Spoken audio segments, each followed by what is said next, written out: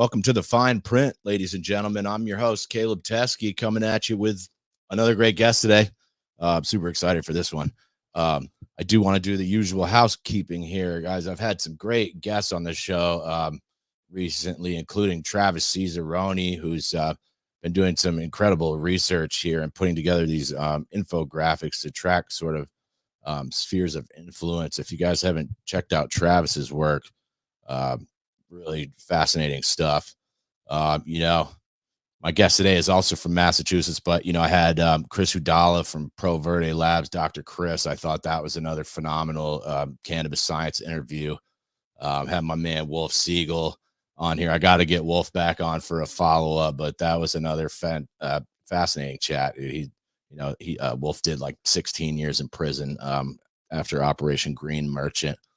Kyle Sheridan from Sunny Gardens, Jim Barry out in Detroit, Carrie Bennett, Hometown Cultivation, just a lot of great guests. And my schedule has got a little screwy here. I've had a lot of shifting around and cancellations. So I don't want to announce too much of what I got coming up, but I do got Leo Stone from Aficionado on the 24th. I got to get in touch with Leo here. That would be cool. Aaron Riley, who's at a lab down in Florida, if I recall. Haven't talked to Aaron for a minute, but I got to catch up with him soon. And then Michael Lupario on the 28th from the West Mass Hemp Company. So that'll be good. Let me pull up my notes here. Yeah, my guest today.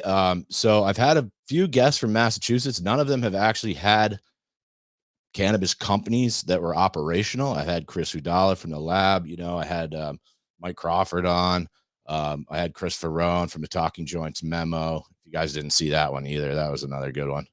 There, wham bam, Talking Joints memo with Chris Ferrone. But today, my guest is the first person from Massachusetts who actually has an operational cannabis company.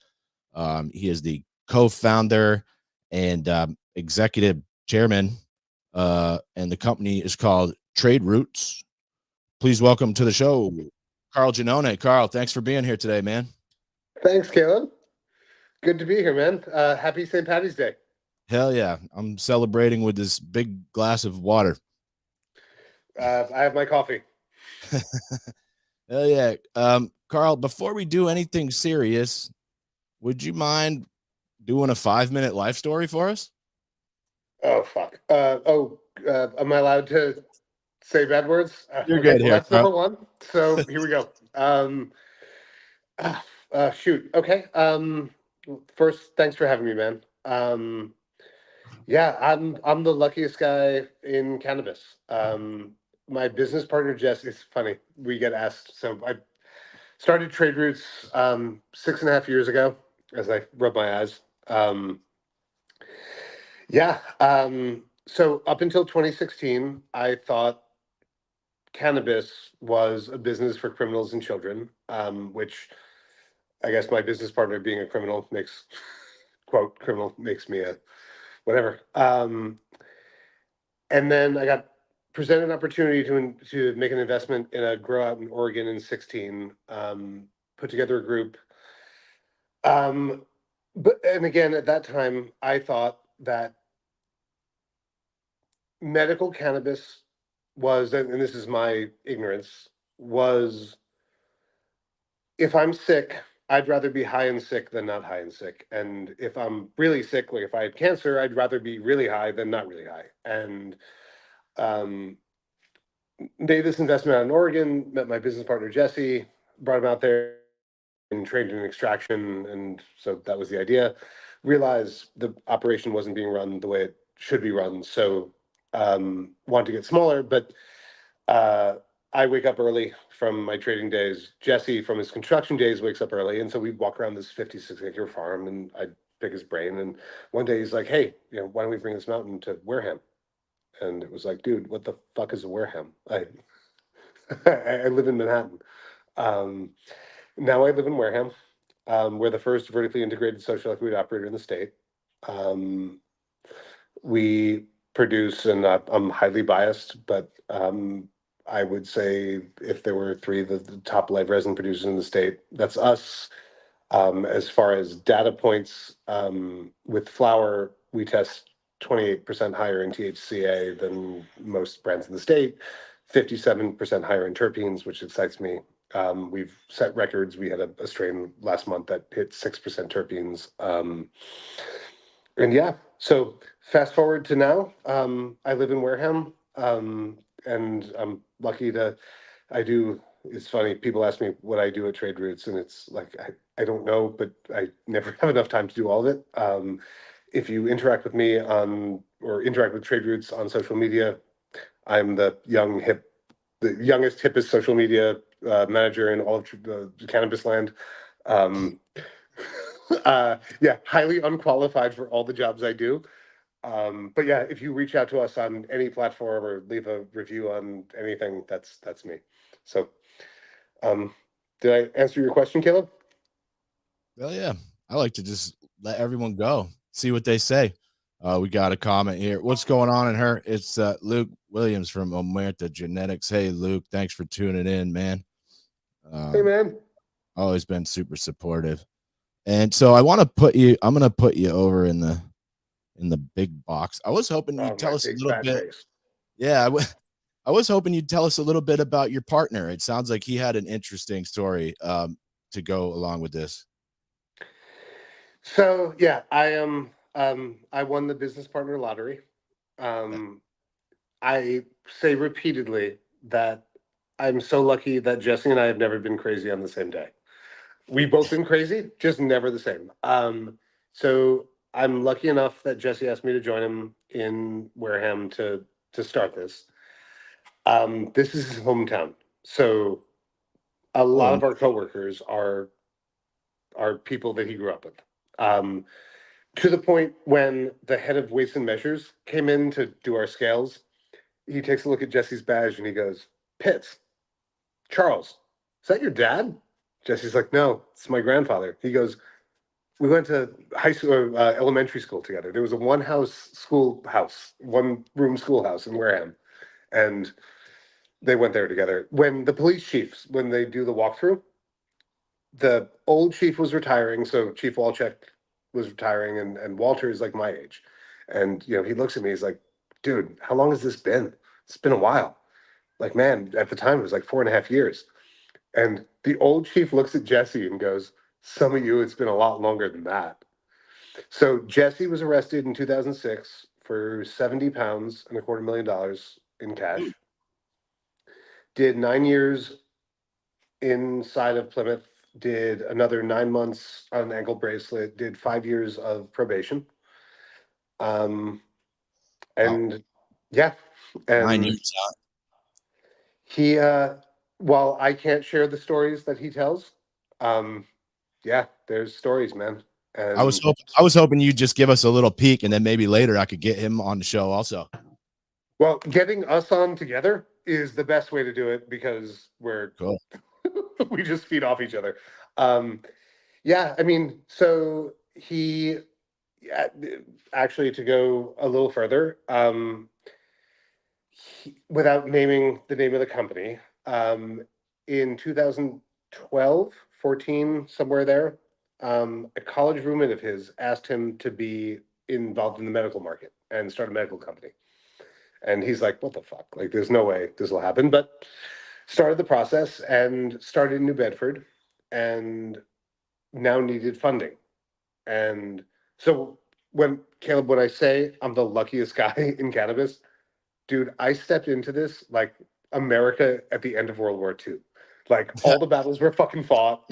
Like, and now I just walk in going, "Oh, hey, I'm here." So I actually, Caleb, I felt like I made it for the first time when on Reddit someone started talking shit about Trade Routes, and they're like, "Yeah, the owner with the pink shorts," and it's like, they're Nantucket Red, motherfucker. Don't. But I'm like, I got called out for being a Chad on Reddit. I'm like, I guess I fucking made it. Yeah. But yeah, dude, I'm lucky to be with Jesse. I mean, these guys, like our entire team, like these guys did this before, and I'm lucky I get to go on Instagram and fucking poke at you, like, yeah. There's Luke again. Yes, Jesse. These are the kind of people we want in the industry. I think Luke's also had some some dealings with law enforcement. Luke was a little bit of a smuggler in his heyday. Good man. Hell yeah. Super happy to have your support, Luke.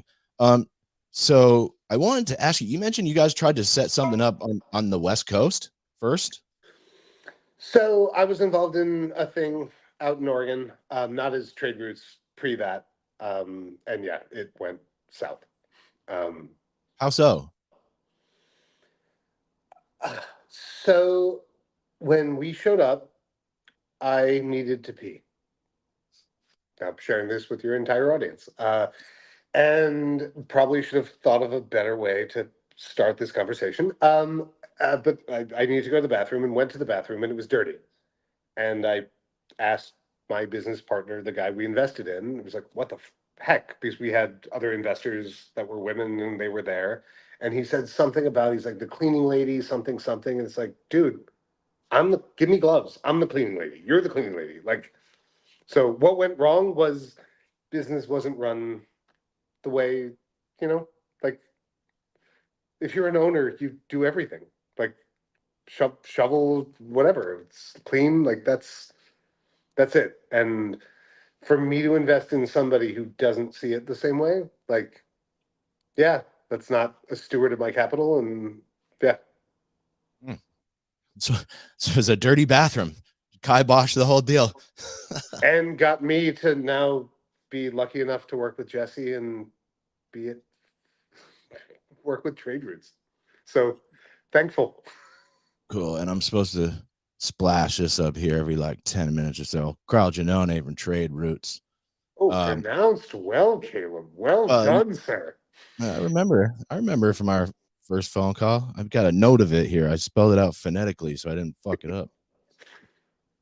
So it didn't work out west. You come back to Massachusetts. You meet your partner. And you mentioned it's funny since you mentioned it. I do kind of want to ask you about this because you have this background in kind of the money world, trading and stuff like that. And you said someone's making fun of your shorts or something, calling you a Chad on Reddit. However, it does seem to me that there's this confluence, right, in the cannabis industry of people who understand how to run businesses and people who understand how to grow herb. And I do think that you kind of need both of those people in order to have a successful business, especially in this tight regulatory environment. And I'd love to hear your thoughts on that idea. Caleb, astute observation. What I will say, and what I will say to all of our investors, is I was not a finance guy. I was a trader, meaning I spent 17 years more focused on physics than finance. So how money moved and why people made it move, not the actual companies or the finance or any of it. So I'm not the typical Chad. I'm a different Chad. I mean, we were always fighting against the big guys. Like I've always been the underdog. We were always. It was. Yeah. I mean, yeah. So as I've said to my investors, please don't count on me to be the like the APAR guy. That's not. Dude, Caleb, the way I thought spreadsheets were made prior to this was I would look this way, yell a bunch of shit, and then somehow they'd show up in my inbox. So, like, I never did a PowerPoint before. So I'm this weird Chad. Like, I was the, the, the guy that just tried to make a pile of money bigger. And, yeah. And you mentioned you kind of lucked out hooking up with your partner here. And so I assume he's got that background in handling the plants. Clearly he had some background in sales there at least. Yeah. Jesse is skilled in wholesale. Certainly. So he's not the master grower. He's not the master extractor. Dude, this has been a team. And when anyone says like, "Hey, Carl, you did something great," dude, I haven't done something great in fucking years. Like, we have such a great, smart team that, yeah, I'm lucky to come to work with them every day. You know, I'll tell you this, Caleb. I'm not a good manager. Why not? I I was six. It's funny, man. I thought I was, and this is something I'm working through constantly, like self growth, right? Like,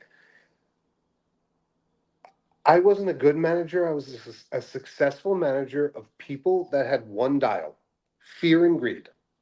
And if I can turn that dial, I can manage them.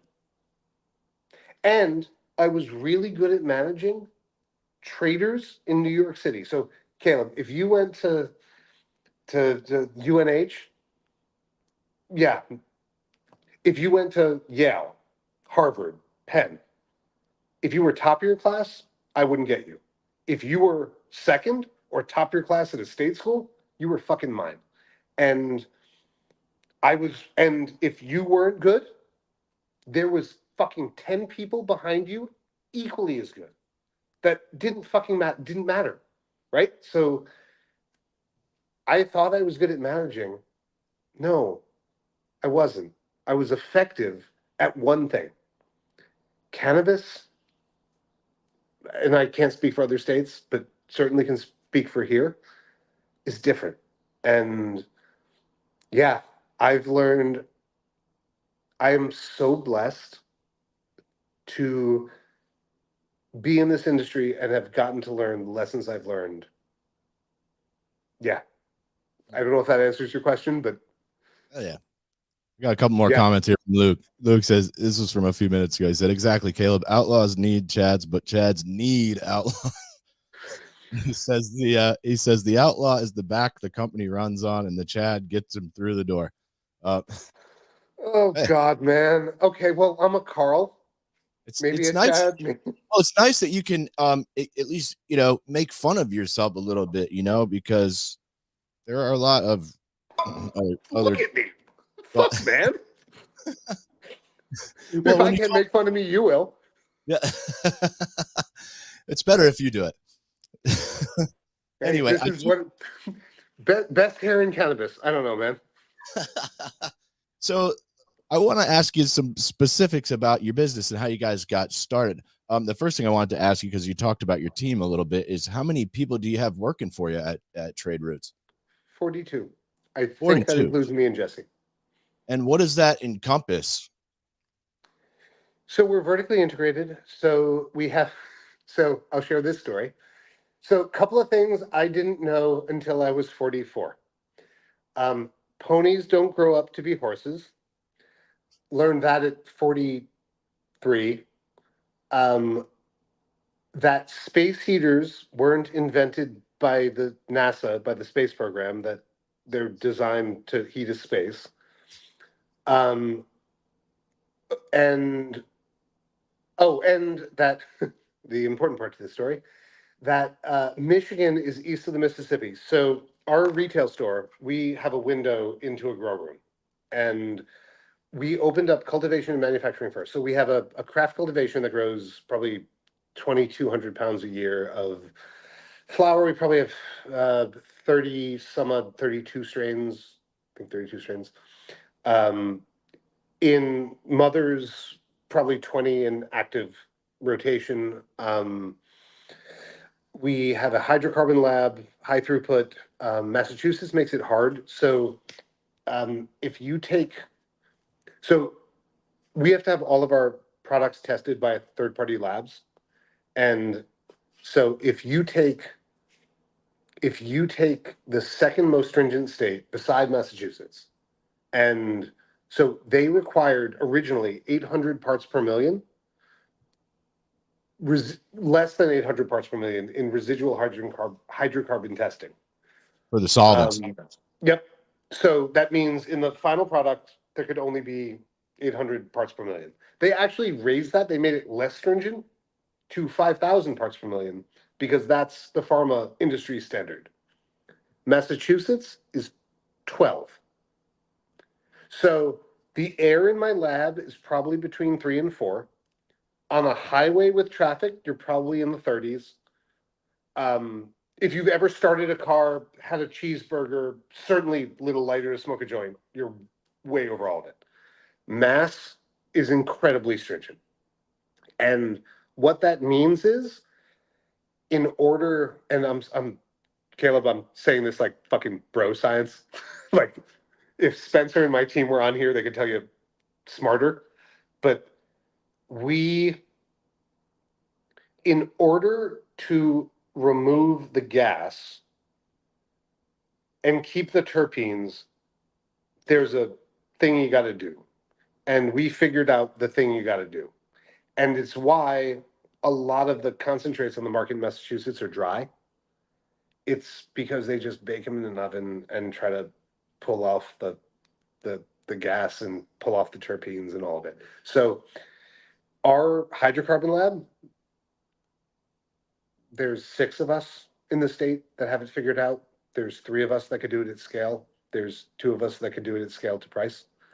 As far as flower, we lean towards craft. I don't produce the products that I want to consume because I'm not buying all the product, but there's nothing on our shelf that I wouldn't consume.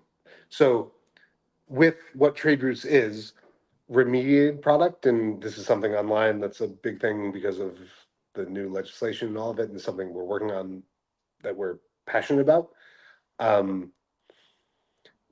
Where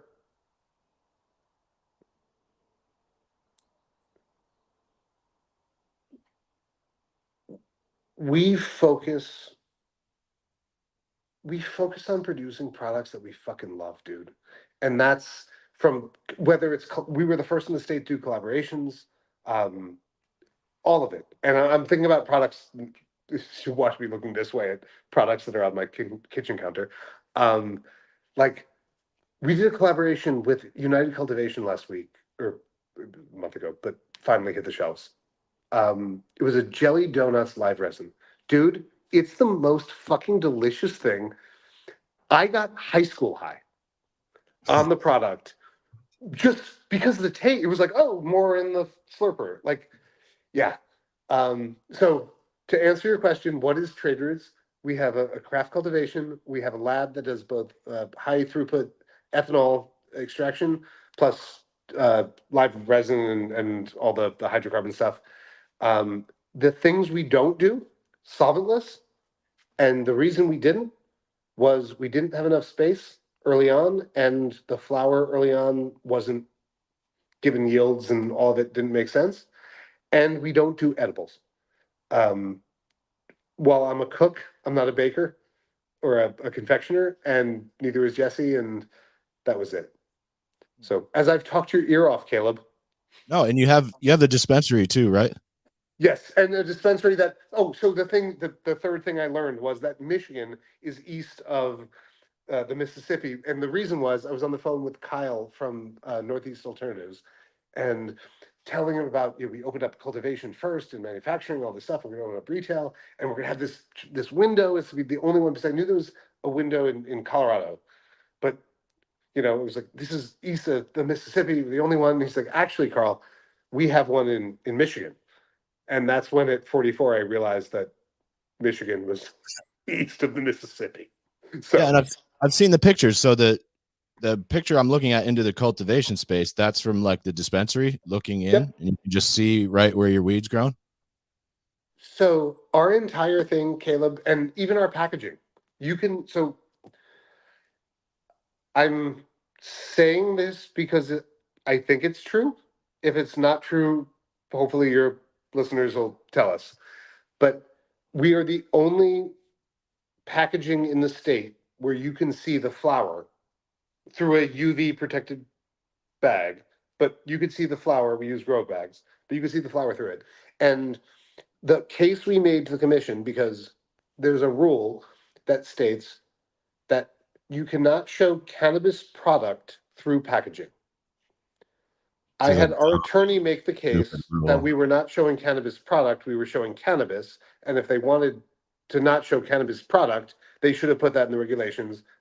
We got it passed. I don't know of anyone else who has it passed. But our entire thing has always been fucking see it. Just Yeah, like and as we were building this out was when, there was that big MSO that had the mold stuff and the death and all of it. And it's like, as everybody's hiding shit, like, this is what we're doing. Like, see it. And it's cool.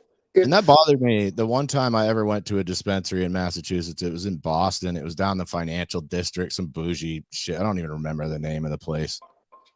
Patriot Care or something. I don't fucking know. But we went in. I couldn't look at any of the weed, and I just immediately I was like, "Well, I'm never gonna buy weed from you if I can't look at it. I'd like to be able to smell it too, realistically. But if you're not even gonna let me look at it, not gonna happen."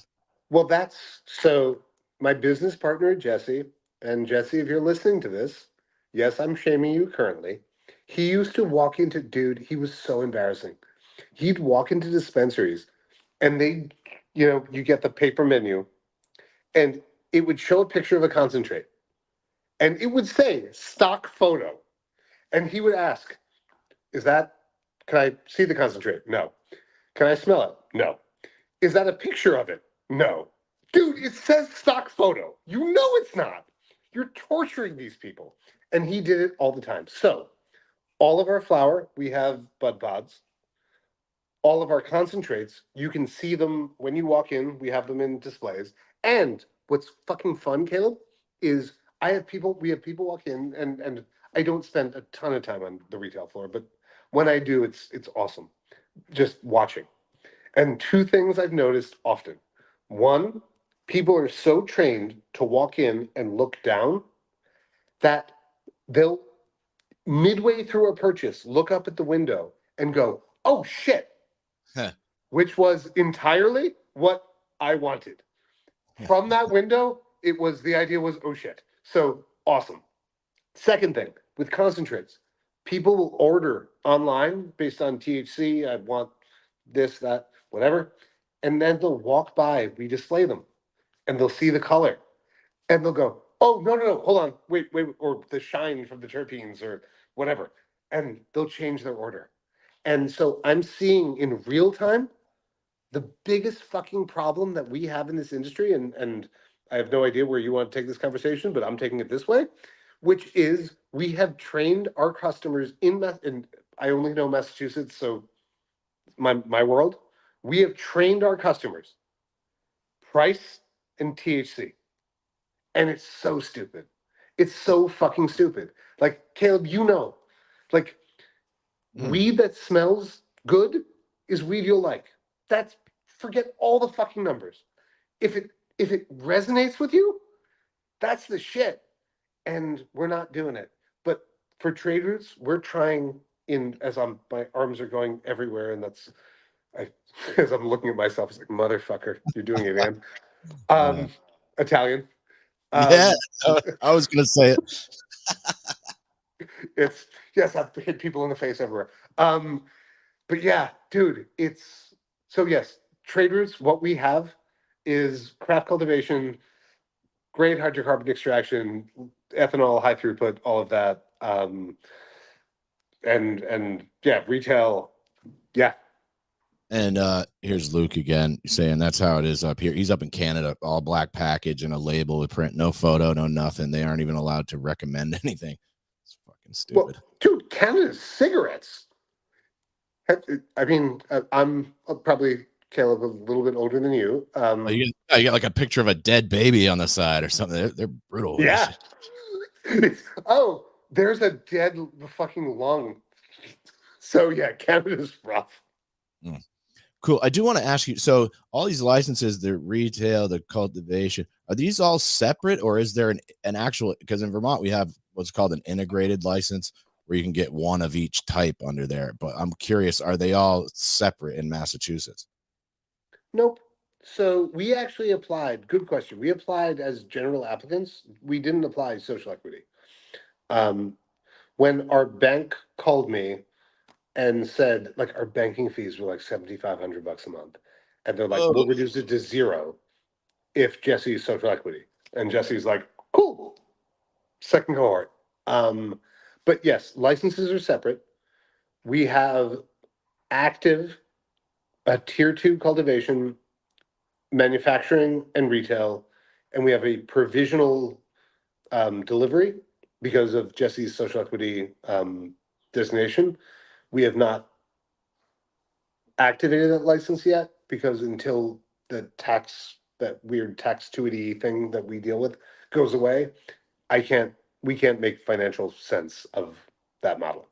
and I had another gentleman on here by the name of Rob Perlman who was trying to start a delivery company down there in Massachusetts, and sounded like he was just having an awful time trying to get that off the ground, from like finding a location. Can you tell us a little bit? Will you give us some details on the delivery program, how that worked? Didn't they give a certain priority to Yep. social equity applicants in Massachusetts? There was like a window of where only social equity applicants could get those. And I don't know, it sounded with the, what do you call it?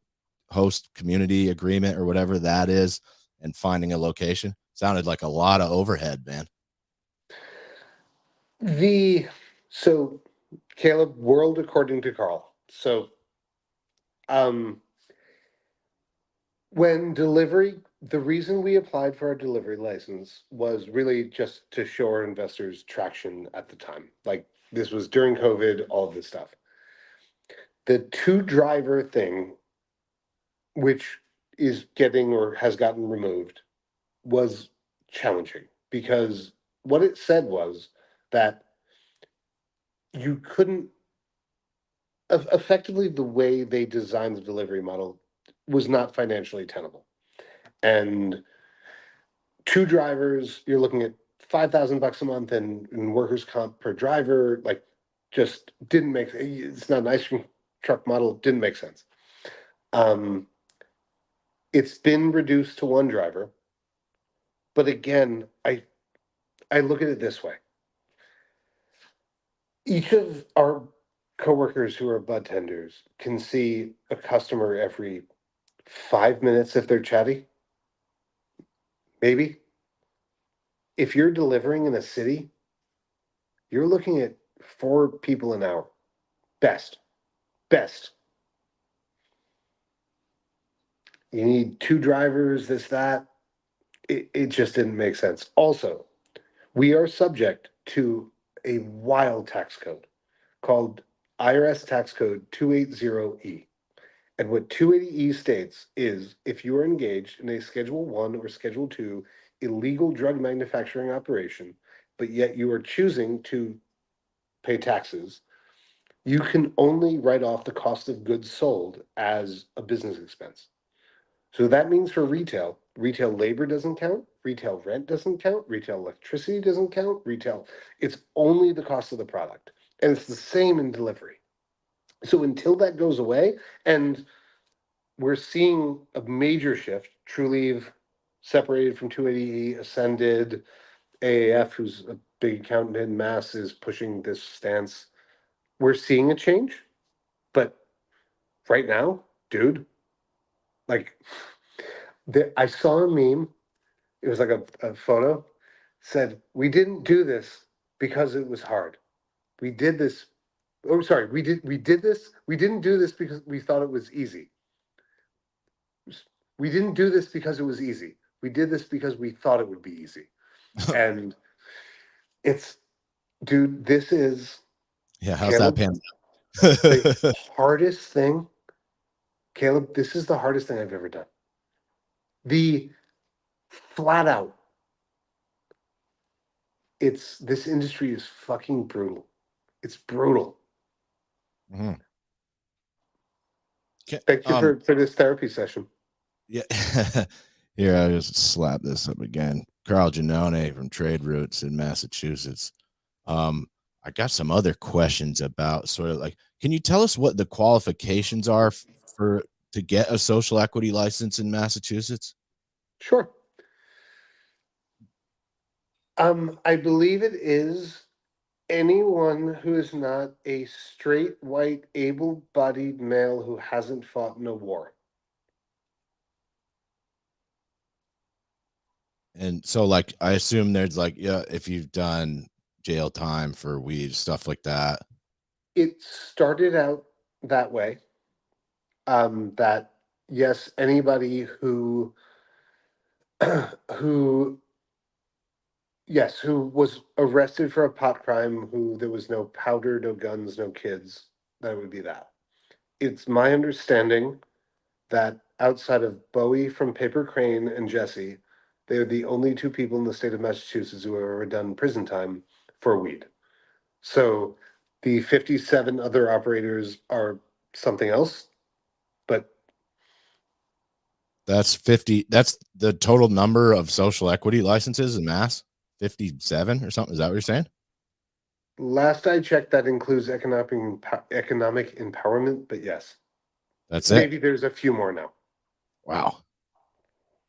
Boy, with all this talk about, helping people that need it, that seems like an incredibly, I think we got more than that here in Vermont.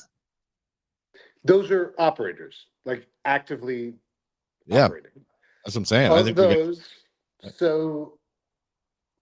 so we had NBC News came out to interview us, um, and they interviewed another group, and it was interesting watching all of this, Caleb. I'm speaking like through Jesse from what he has said in the past, but again, this isn't like, dude, I'm the Chad.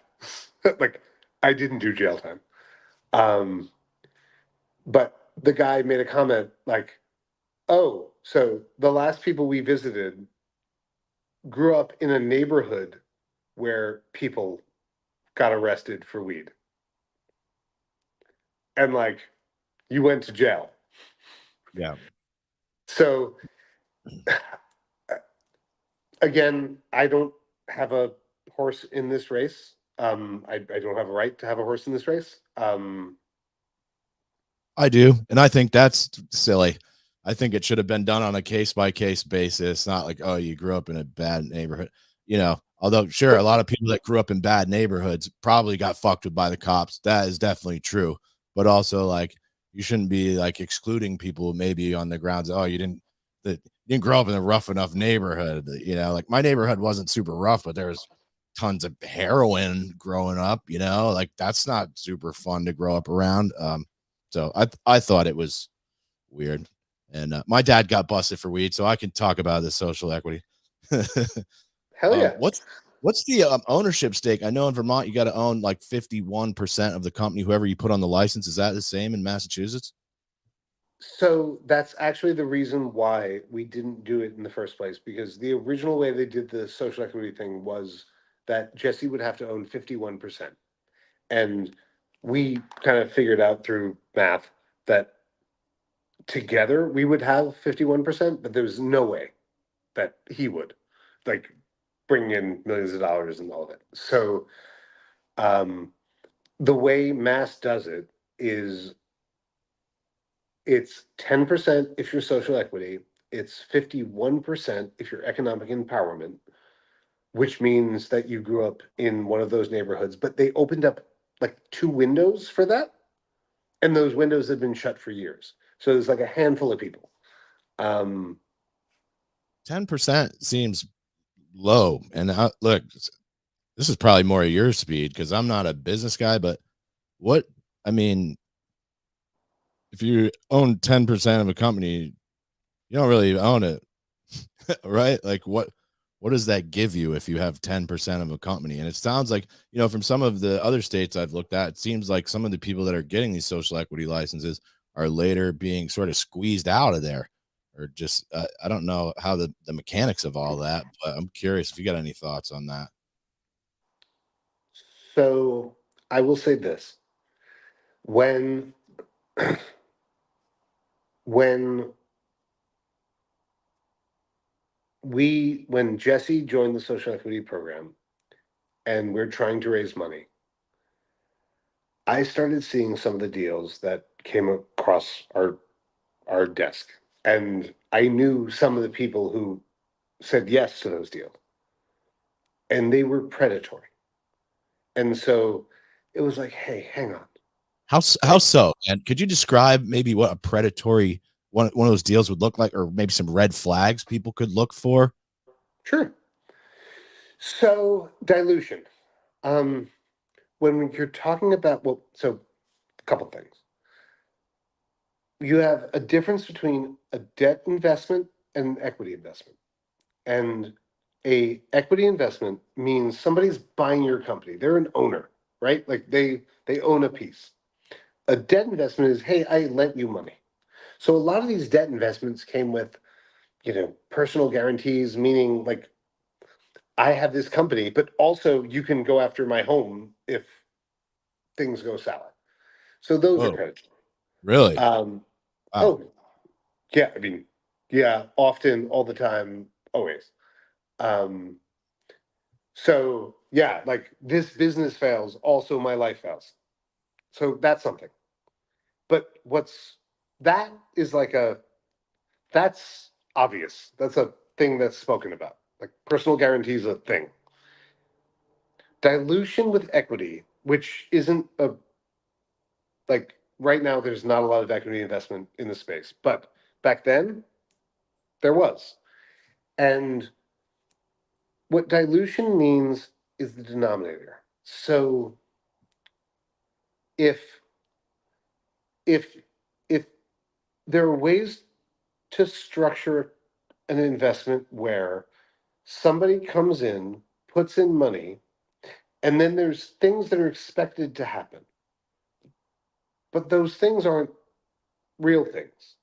And then every time they don't happen, you that denominator grows, and unless you're able to put in more money, your ownership shrinks. And so Huh. what I saw a lot of and what I went to the commission was it was like, look, I won't give advice, but I'll tell the person who has that term sheet what it means. And I would sit there with M&Ms and go, okay, like this is what this is. And so one of the most predatory things is planned dilution. So it's if you can't do this, then you own less percent of the company. But there was never any expectation you could ever actually do X. So you go from being a 50% owner to a 25% owner to a 2% owner. And if you want to go into the details of how that could be constructed, we could talk about it. But I, it's funny. I have like one of the pet causes of my business partner Jesse is the sale of intoxicating cannabinoids outside of regulated stores in mass. And I entirely, Caleb, don't remember why I was bringing that up along with the other thing. And this is why I shouldn't be on live podcasts. Okay, we were talking about dilution of ownership. It's all right. I got plenty more questions if you have a stoner moment. I don't give a shit. Uh, I'll have a little more of this horrible nicotine, but yeah, keep going, man. Fuck. Sorry I No, messed it up. don't worry. And I'm curious about this as it sort of pertains. I also have been reading about. I want to ask you how you found your location because I interviewed a couple of people about real estate deals going south, and it seems like there could be an equal amount of kind of sketchy deals going on in terms of the people who control the locations where you're operating in. I'm curious about that. And how did you guys find your spot? So the spot that I wrote the business plan for is now Stone Path Mall. So Jesse called me up one day and he's like, dude, I got bad news and a little good news. I'm like, all right, well, what's the bad news? He's like, we lost the building, bought out from under us. I'm like, what's the good news? He's like, it's turning into a malt roaster with a tap room and a restaurant and all this stuff. It's like, all right. And the owner's Mark's wonderful. As that fell apart, our building opened up, and we Yeah. I mean, the process now, as people know shit, is probably worse than it was when we were going through it.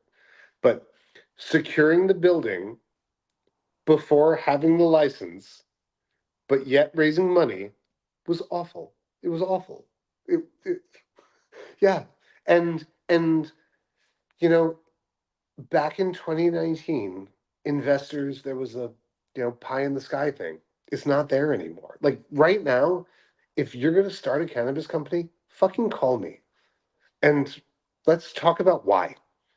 Because I've never made less money in inflation, nominally actually, but also certainly in inflation adjusted terms, than doing this.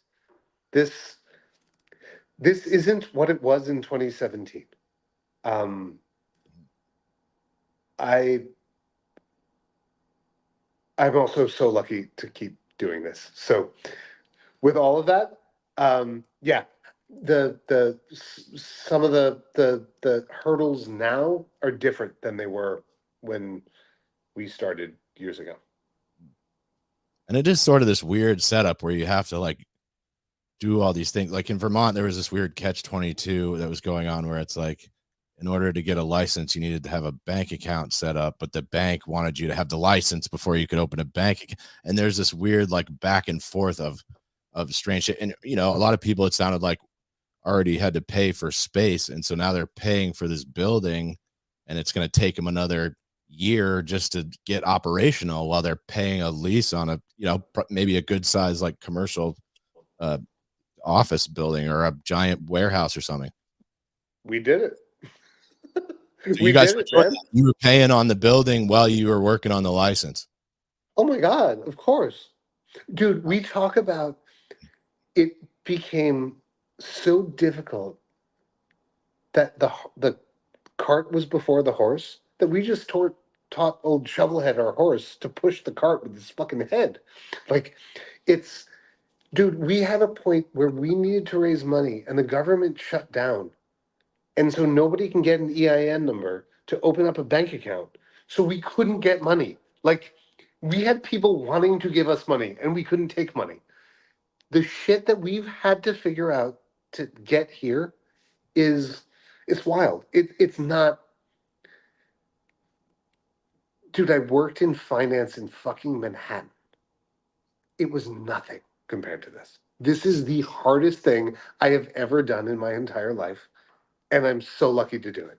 But motherfucker, Caleb, I there's It's a lot hardest of thing, it's a lot of hoops, man. Some of them are on fire. Um, dude. And yeah, yeah. Mass is not a cheap state, I would imagine. I don't go down there too much, but everything's fucking expensive down there. So I imagine, like, yeah, I imagine it's expensive to do business as well. And especially with the 280E tax codes, it's crushing a lot of the people that I know here. And we're only a year and a half in. Every state has its own flavor. I'm and I hope I'm not coming across as I'm like negative about mass and my like I'm lucky. But dude, this is fucking hard. This is so hard. Um yeah. What's it been like with the testing? You mentioned testing a little bit earlier. That seems to be another. You said you got a lot of different strains too, and I just had Chris Hudala on here from Boom Pro Verde Labs. I'd be curious, like, what the price is like to run like full panel tests down there. You said the levels were very stringent, and I imagine like that could become costly. If you're testing over for certain things. Testing's expensive. Um Not my world. Like um what I will say is this. If the next bottle of wine, Caleb, that you bought, they had to seed to sale track the grapes, it would be way more expensive. And so are you guys on the metric down there? Yeah. Yeah. Yeah. It's our security system isn't a security system, it's a compliance system. And I get I get the concerns, but it makes it challenging to run a business. Should check out my interview with Ron Durbin sometime down in Oklahoma. He had some things to say about Metric. Does Oklahoma have Metric? Yeah.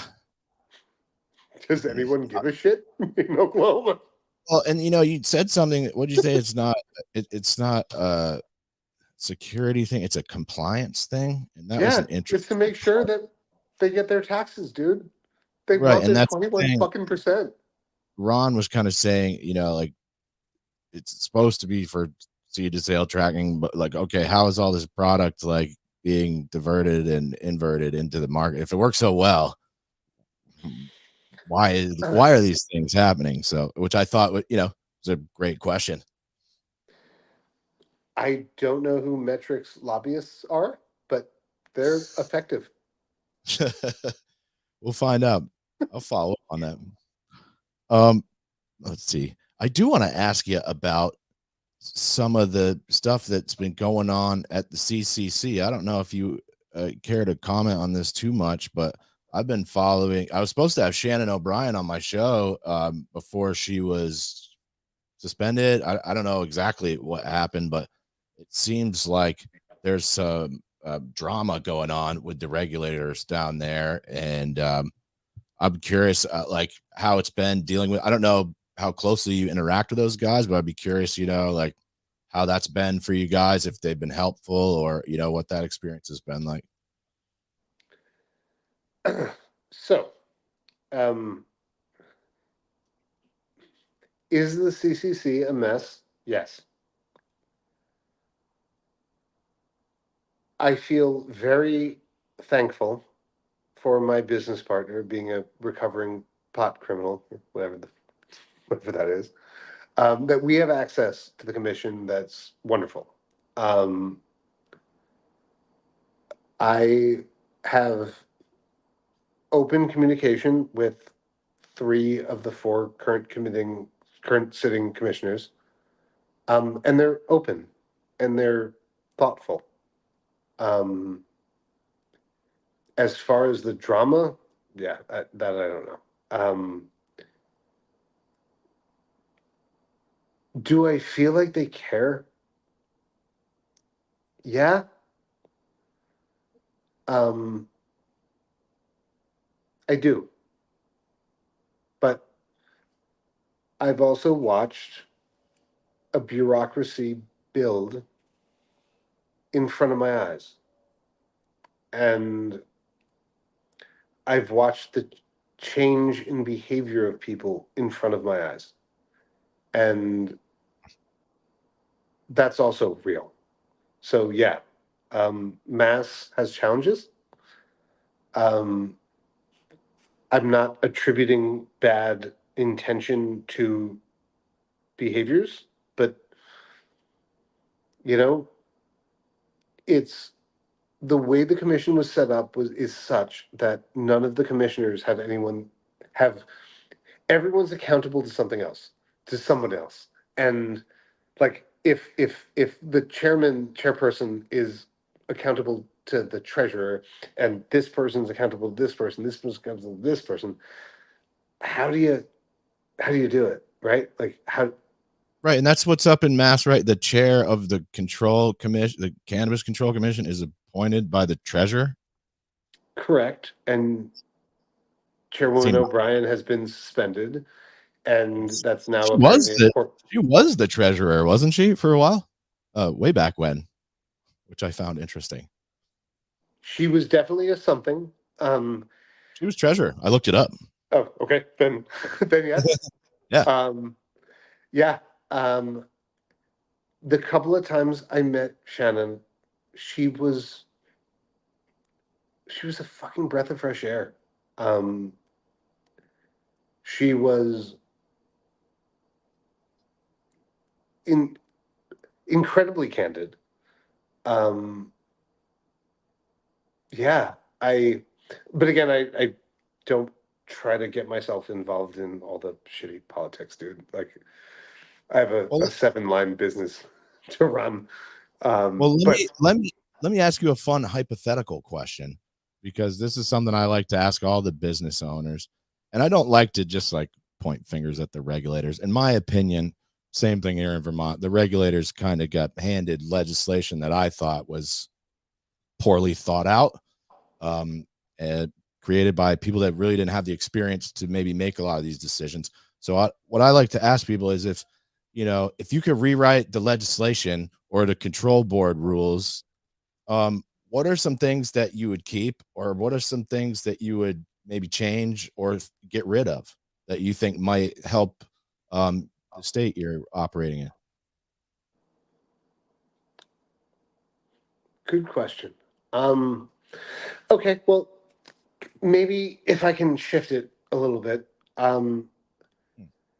how about the commission enforces rules that are already on the books? And one of those rules was tier relegation, meaning that if you're growing and you can't sell a certain X amount of your flower over X amount of time, then you're getting your lights turned down and your tiers turned down. And we've had meetings with the commission on record. We've had memos that are on record. You could do a FOIA request for them. Exactly about this. And they didn't do what they said they would do.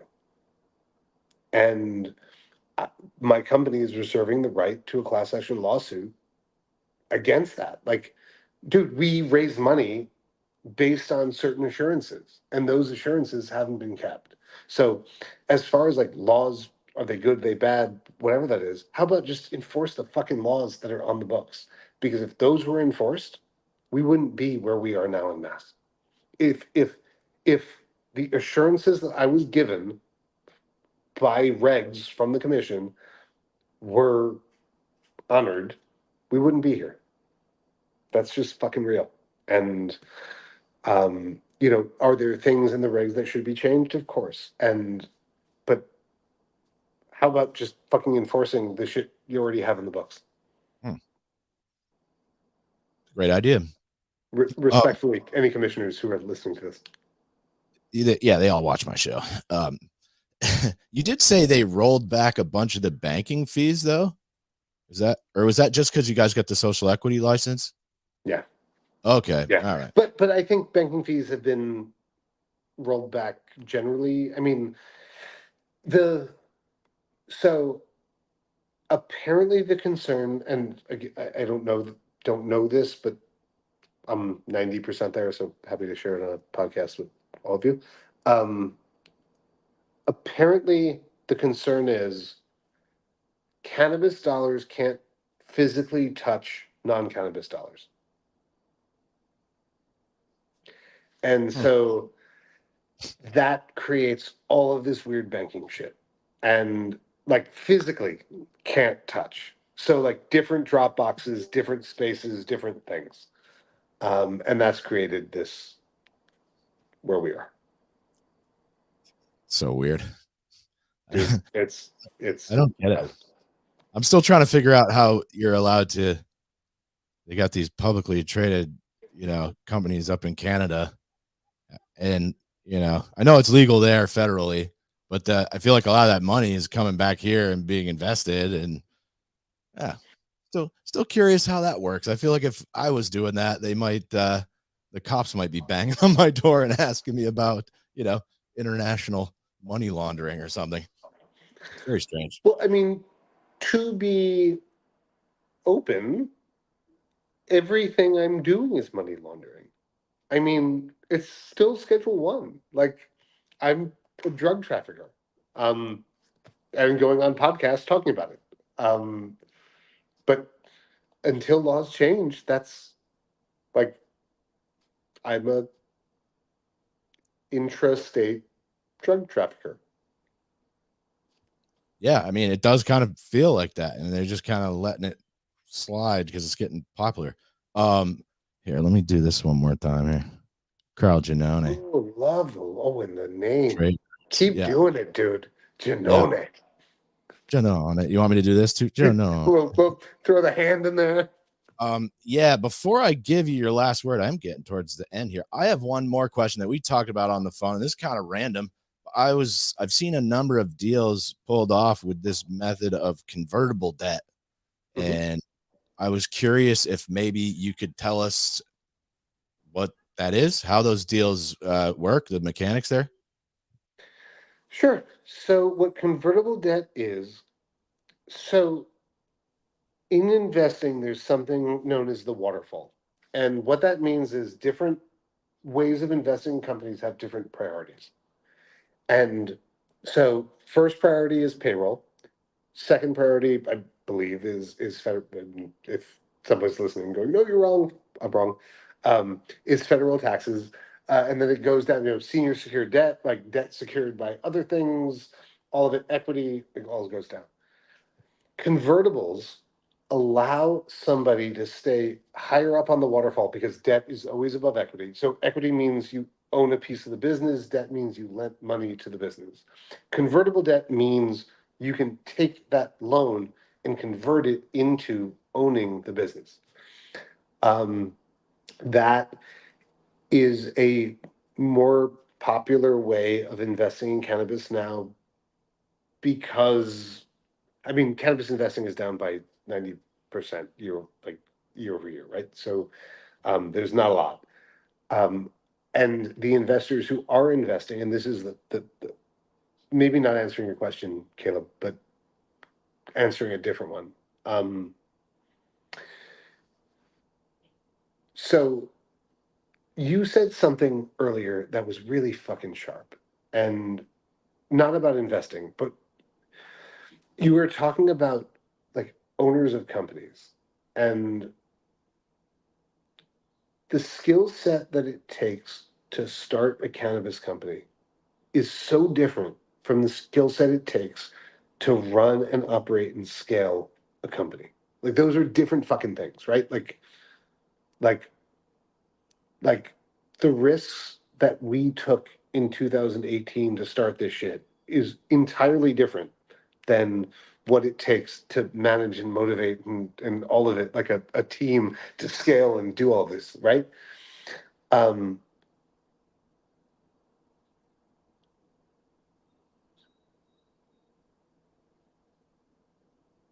I totally lost the question. That was the original one. Okay, we were talking about convertible debt. I'll Oh, get yes, right back convertible in. debt. So, what we're seeing with investors is if they want to invest in cannabis, they want to be higher up in that waterfall. And debt is always higher up in the waterfall than equity. So, what convertible debt is I lend you, Caleb, $100,000, and then you have to give me an interest payment on that. But then also, I have the right to convert that loan into ownership in your company. And how that's set up depends on the documents, right? So it could be based on the price, it could be based on all sorts of things. But the idea is that that lender gets the upside of an equity investment, but has the protection of a debt investment. And right now, equity investments in cannabis are like fucking unicorns. I mean, there's nothing. It's all the first round investors got burned by operators operating in ways that they shouldn't have, and or maybe should, but in ways that burned those investors. And now we're sort of in a spot of, all right, who's the next wave? It's not public companies yet, which were federally illegal. Like pension funds are starting. I mean, the Teamsters, the people are starting to dip their toes, but still, like the new money in the market, it's not there. Um, yeah. So anyway, convertible debt used often, and all that means is you loan a company money, and then you, as the lender, have the right to turn that into ownership. Thanks for explaining that, Carl. I'm Thanks, man. gonna yeah, what I'd like to do is I'm about out of shit for right now, but I'm hoping maybe you got a last word for us. I'm gonna slap this one more time. Carl Giannone from Trade Roots. Oh, I did want to do this before I give you your last word. Somebody hit me up and said, uh, tell Carl I said hello. Peaceful Potions. Um, yeah, Oh God, Stacy, hi. yeah. She's been following my Instagram and she said, "What's up?" Oh, Stacy's wonderful. Cool. Hi, What man. she makes like CBD products or something. Yeah, yeah. We Cool. did a thing at the oh God, the Council on Aging, like the senior citizens thing, and Stacy came out and we did a whole thing with CBD and all of it. Yeah, she's lovely. Awesome. Hi, Stacy. Hi, Stacey. Thanks for your support. So yeah, I'm gonna give you the last word now. I'm gonna pull myself back. Oh, wait, hold up. That's not what I wanted. I wanted this. There we go. I'm gonna pull myself back up. Thank you so much for being here, Carl. This has been fantastic. I'm hoping we could do another one sometime, and you'll tell us about mortgage-backed securities. Um, If you have time, I'm happy to talk about that right now, sir. But well, hey, do you want to do that before we get out of here? Because talk I about actually MBS sure. from And then cannabis into MBS. yeah, well, and I noticed actually the reason I asked you about this was because I saw something in MJ Biz Daily, whatever their magazine is, and it was just like a brief article about securitization going on there with some of the real estate in the cannabis industry, and I certainly have read a lot about what happened in 2007 and 2008. Um, and I have actually found some derivatives traders from Bear Stearns getting into the game down in Connecticut. That was interesting. But I'd be curious if we're going to see a lot of that, or like how that even how those work. First of all, maybe you could just give us like the 30,000-foot view of what mortgage-backed securities are. I like this stuff. My fans might not love this part, but I think this stuff is super fascinating, and I think we're going to see a lot of it in the industry. Honestly, So I think what you're talking about is sale leasebacks versus MBS. So um, one of the ways that cannabis companies have tried to raise money in the past is leveraging their real estate. And so what that's known as a sale leaseback. So I own a building. I'm gonna now tell you as a bank, I'm gonna sell you the building, and then I then get the ability to lease the building. I get the money for that, and then I pay you month over month for that. Um, Mortgage-backed securities are, and if your listeners give a shit, there's a wonderful book written by Michael Lewis called Liar's Poker. hey, And I got that in the other room. yeah, they talk about how MBS started and how Louis Ranieri and the Solomon team started that. But the idea is this: that banks loan money for houses. Well, that bank could then take all of those loans and package them and then sell them out, and then they get the present value of those loans, and then various investors own all of it. And where MBS got weird back in '08 and what you were talking about was when lenders were lending based on not good things, and then all of these mortgages got sort of securitized out and get diffused, and that's sort of like we talk about like Caleb, we talk about MSOs, right? Like, well, I have friends who I met when they were a single state company, and now they're in like Vermont or Connecticut or fucking wherever. It's like, are they MSOs? I don't know. Like, I knew when they were like George, like, right? So I sort of look at like like the mortgage backed security stuff.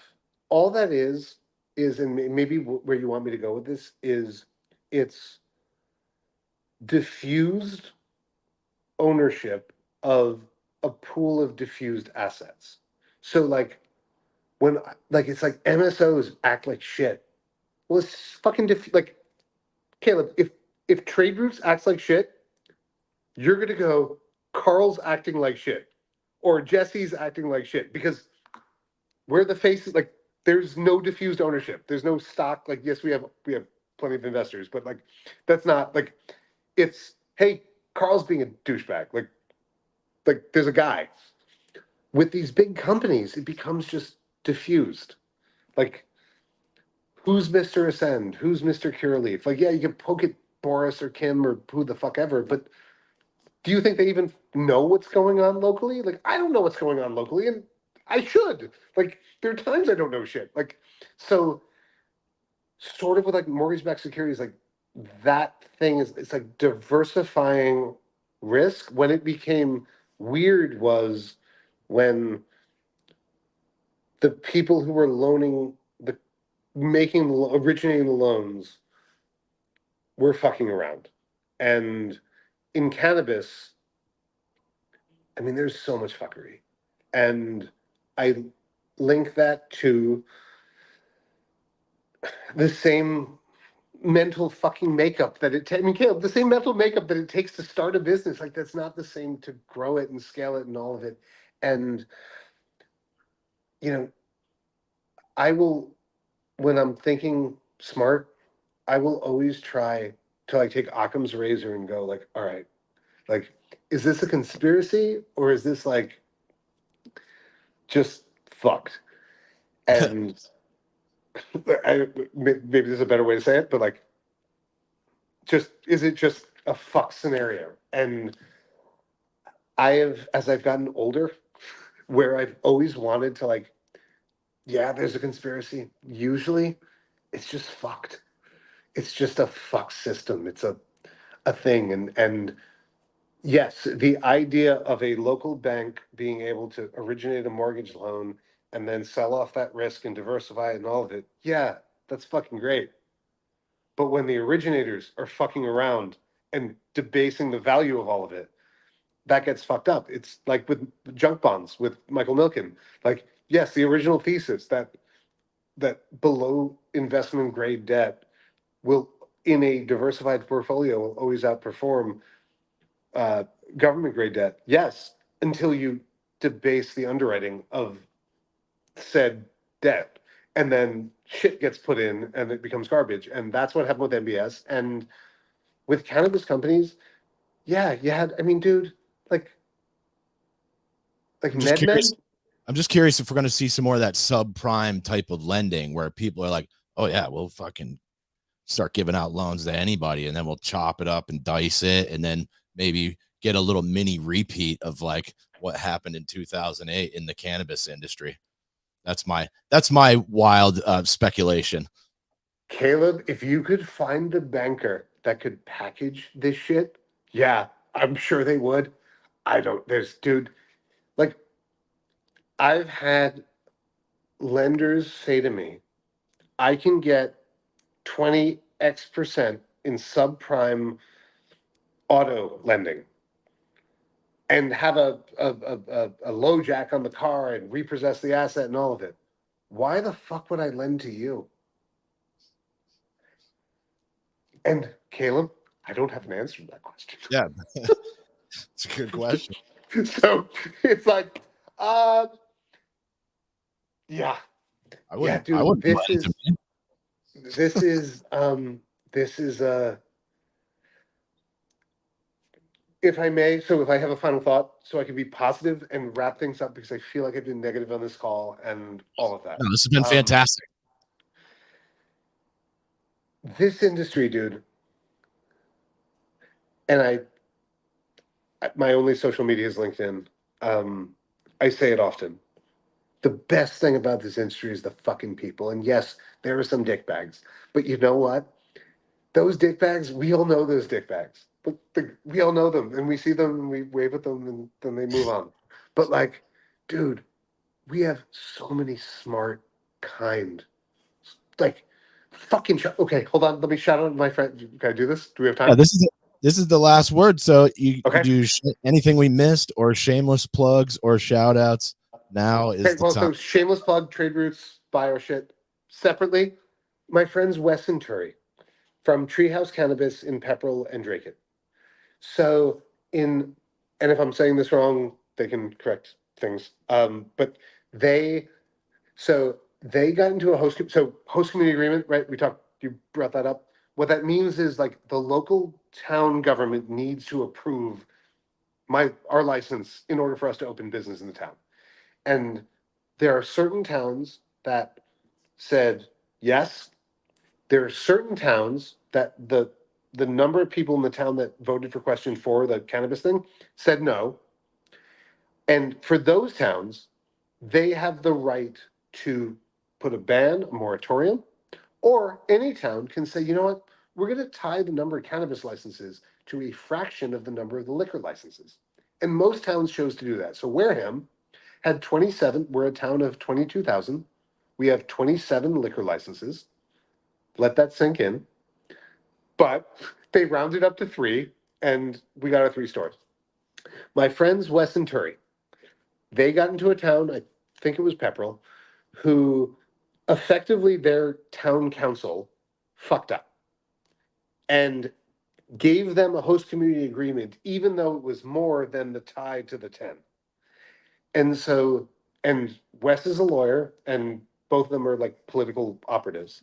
Instead of fighting it, what they said was, fuck it. So they went to a local pizzeria and helped them get a beer license. And then they split their store and made one half a liquor store and the other half a cannabis store. So then the number of licenses flipped. That shit, Caleb, that respectfully makes my dick hard. Like that stuff is awesome. Like that's this industry. Like passionate, smart, fucking just we're gonna figure this out. It doesn't matter. And so if my last word, as I've been kind of down and yes, this industry's hard, guys, this is the best thing I've ever done. I am privileged and thankful for the people that I've worked with and the people that I've gotten to meet in this industry to get to grow as a person. And if you want to meet some of the most creative, fucking just sharp, wild, wonderful people, come to cannabis because in my 46 years, fucking Caleb, never. This is I'm privileged, I'm lucky, and thank you for having me and letting me ramble. Beautiful.